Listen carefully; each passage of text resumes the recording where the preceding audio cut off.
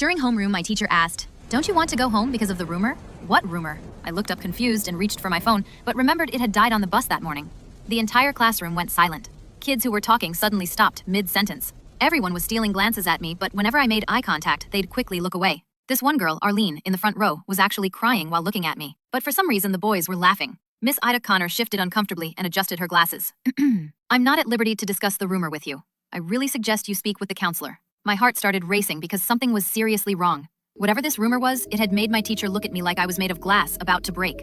I grabbed my dead phone and my backpack and headed for the door. I needed to find my best friend Kay right now. Kaylee was in Mr. Brady's homeroom down the hall. I knocked and pointed at her through the little window. Mr. Brady looked at me with the same wide-eyed, sad expression Emma Connor had and immediately let Kay come out.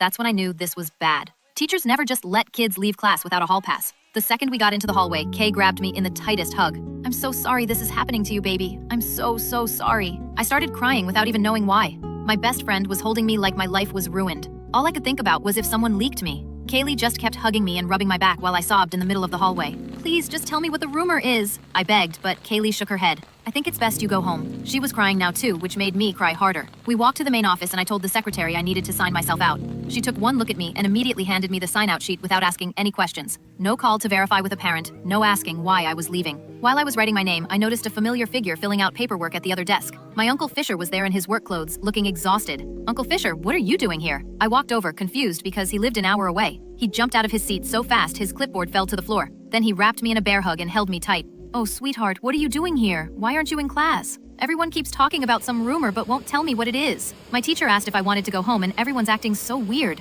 The words tumbled out between sobs. Uncle Fisher pulled back and looked at me. His face did this thing where I could see him deciding something. Then he led me to the empty conference room and closed the door. He sat down across from me and took my hands in his rough, callous ones. "There's no easy way to say this, baby girl. Your parents were in a car accident over the weekend." His voice cracked and he had to stop. My whole body went cold.